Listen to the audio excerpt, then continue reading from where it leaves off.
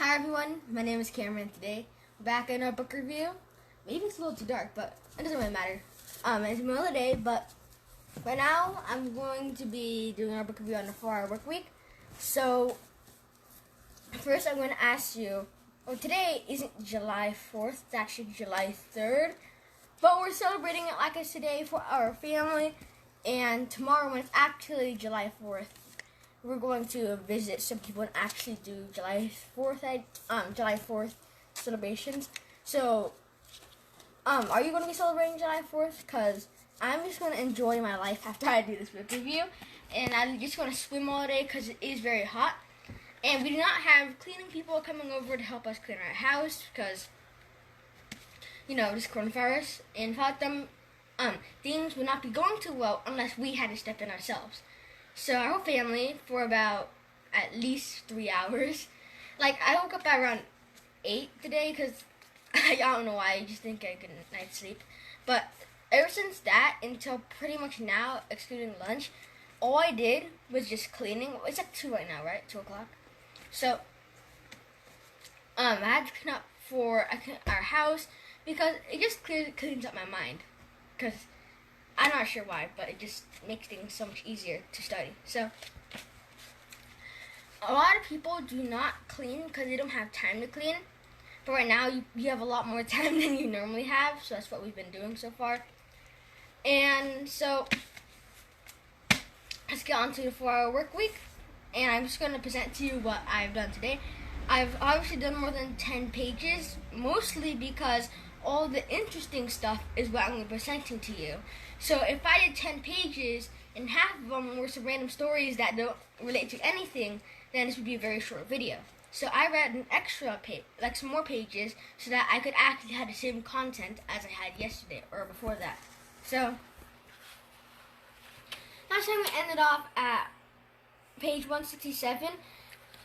And by the way, I've been going through this book a lot faster than Sam Walton. I've been doing Sam Walton for 5 months, I think. And I'm pretty sure it's shorter than 4-hour work week because we just stack it up, it's pretty long. And that's mostly because I'm more consistent with this book. I kind of found myself a pattern. 10 pages a day, 15 pages a day, whatever it is, I just keep going. And if I keep on doing that, I've been doing a lot more than I have. I'm just really surprised by how much I've done. I could read 166 pages within 2 weeks, which I think that's okay to me. My goal is 56 books a year. It's gonna take a while to get there, you see, but set your goals very high, so you at least try to reach them. You should have 2 goals, one that's actually meetable and one that is in the stars. Okay, so last time we finished off at, but I'm not an expert. We're going to talk more about that today. We're talking about different ways people think, I think. All these options, a bunch of options, and so let's get on to what we have. This time,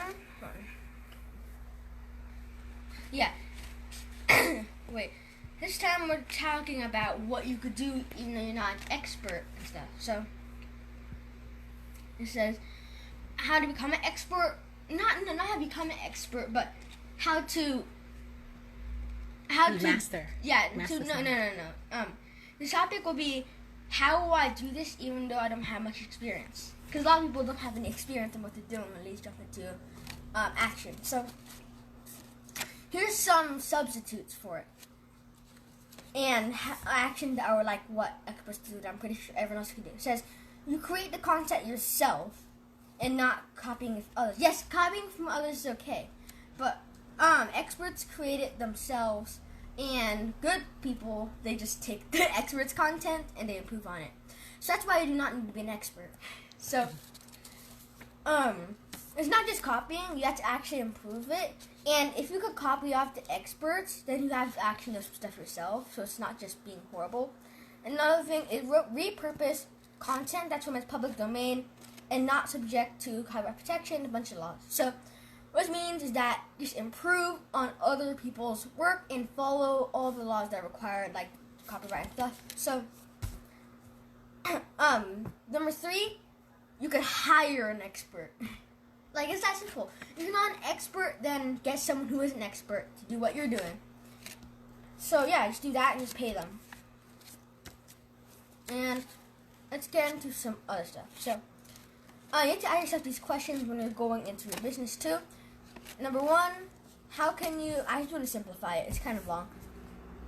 What you have to see what you are niching down, or how can it be successfully sold in your targets. So, I just summarized like a whole page right there. So, you have to ask yourself what your niche is, and like what you're interested in. Like last time, it's mostly thinking about what do you like, what do you have most experience in. You know, you're not expert in it. Just what do you know most experience in? What do you like? Because you can't just do something you don't enjoy. You have to actually enjoy it. Yes, you have to do a lot of things you don't do, like you don't like, in order to get where you want. But if you could find something that you like and get good at it, that's even better. So, back to where it says, just know your niche and your target audience. So, number two, what skills are you interested in that you would pay to learn, and then learn about it and become an expert about it. So it's never too late to start learning too. So, which means that just get some education, study a little bit, and take a lot of action. So, last time I said you don't have to be an expert, but this one, it says you could skip to the next question, but this would just help you. It's just something in the book. If it's in the book, they wouldn't put it in the book if it doesn't help you. So you can just do that. The third one is,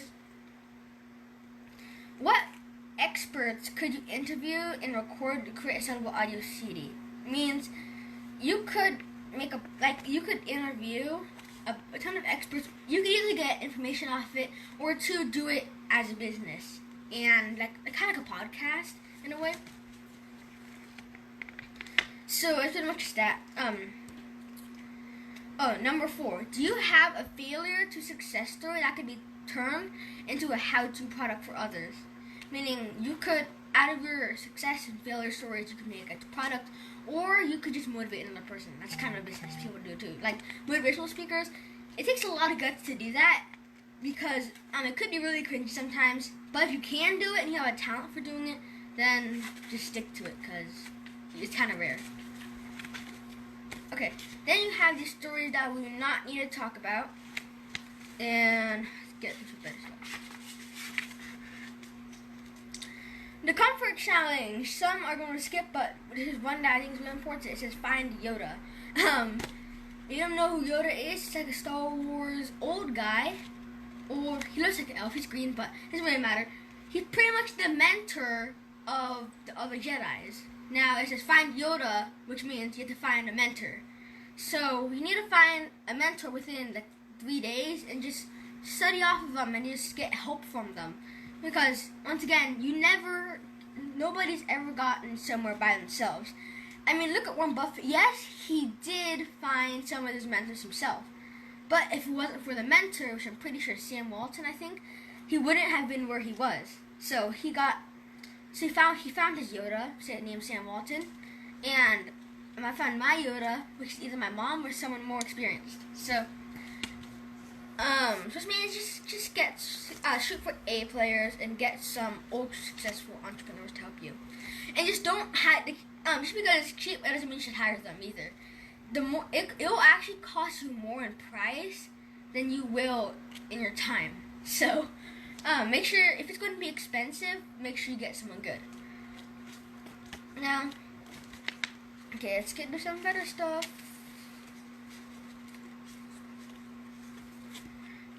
Okay. These are just some sites that, there's like a ton of websites for, how they could help you and stuff, tools and tricks. I'm not going to do it because it's just, there's no content in it. Maybe you could just look at it, I'm not sure, but I'm going to get into some better stuff.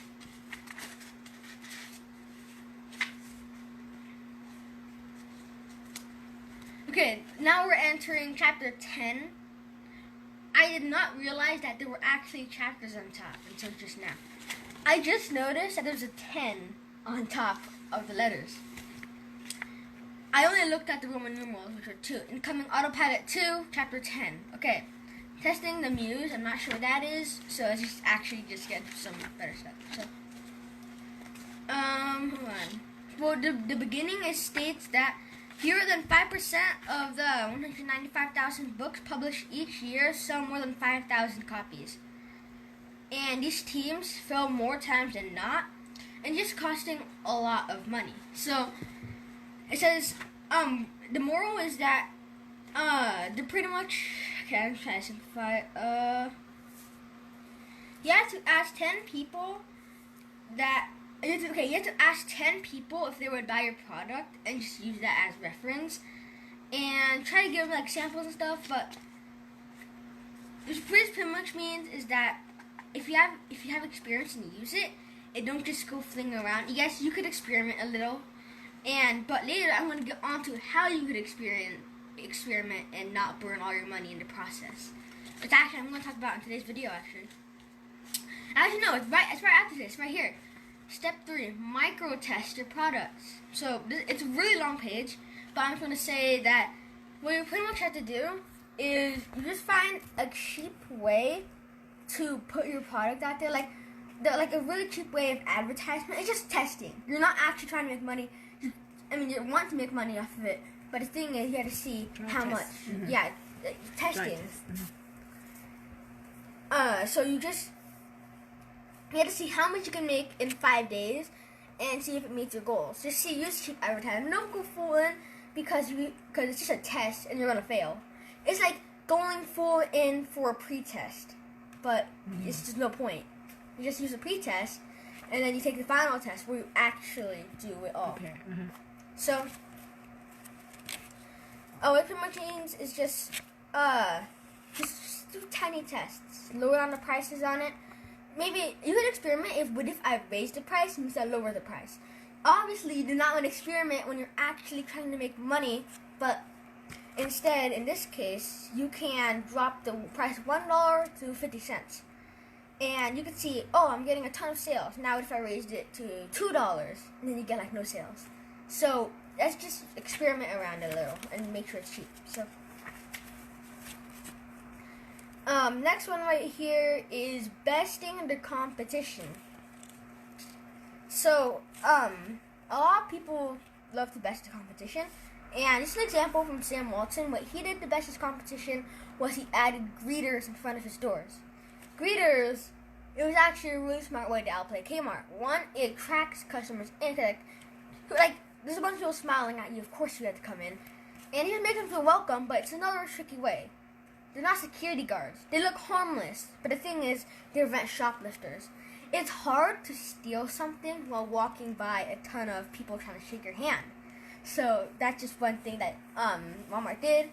And by betting the competition, you have to, it says, how can these people like Sherwood and Joanna, it's just some people from the story that I didn't decide to bring up because I thought that would be just a waste of time. I learned my lesson from Sam Walton. I would not be able to complete the book if I went through every little story that I was going to talk about. So I decided the moral of the story is the most important and not what's inside of it. So you have to know who Sherwood and Joanna is. So they have to find like their respective products and just offer really good products and deals. That's kind of what Sam Walton did. Yes, price is not everything, because even though you have good prices, people might not come in a store in the first place. People don't care about what's in the inside. They only judge you by what's on the outside. If you have a horrible book cover and a great story on the inside, no one's going to read it because it's the outside, not the inside. Mm-hmm. You put your best on the outside, like the aisles. Sam wants to put his best products, or wants to sell, on the outside of the aisles because they were the first one to be seen, and people judge the aisle by the outside. Oh, look, there's cool stuff from the outside. Maybe I'll go inside and then I'll buy more stuff. So just remember that. And what they did is, alright, so they need to create a really long, one-page, 300 to 600-word essay. Not really essay, but like a really rich advertisement about why they should buy your product. This means you're not actually going to post it, but you can if you want. It's pretty much getting you to think about what's so good about your product. why should we buy your product? And if you can't think of anything, then you might want to change your product. So, okay.